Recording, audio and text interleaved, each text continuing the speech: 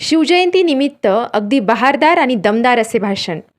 आदरणीय उपस्थित मान्यवर आणि माझ्या देशभक्तांनो, आजचा दिवस फक्त एक उत्सव नाही, तर तो आपल्या स्वाभिमानाचा ज्वालामुखी आहे. आज आपण त्या सिंहपुरुषाचे स्मरण करतो आहोत, ज्यांनी गुलामगिरीच्या अंधारात स्वराज्याचा सूर्य उगवला. हिंदवी स्वराज्याचे संस्थापक छत्रपती शिवाजी महाराज. आणि ज्या मातेनं या सिंहाला घडवलं, संस्कारांची तलवार दिली, स्वराज्याचं स्वप्न त्यांच्या मनात रुजवलं, त्या महान माता म्हणजे जिजाबाई. शिवराय म्हणजे धैर्याचा भक्कम गड. शिवराय म्हणजे अन्यायावर चाललेली तीक्ष्ण तलवार. शिवराय म्हणजे स्वराज्याची ज्वाज्वल्य शपथ.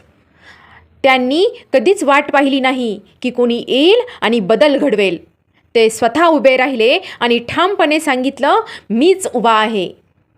शत्रूच्या छातीत धडकी भरवणारे नाव म्हणजे शिवाजी आणि प्रजेच्या हृदयात प्रेम निर्माण करणारा राजा म्हणजे शिवाजी. गनिमी काव्याच्या बुद्धिमत्तेने त्यांनी बलाढ्य साम्राज्य हदरवली.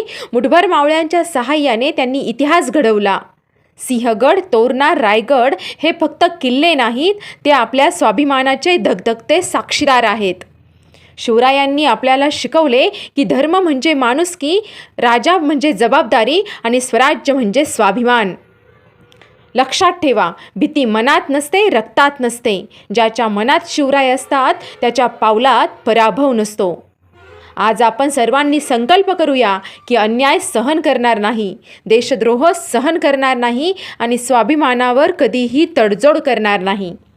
चला असा जयघोष करूया की सह्याद्री दुमदुमला पाहिजे.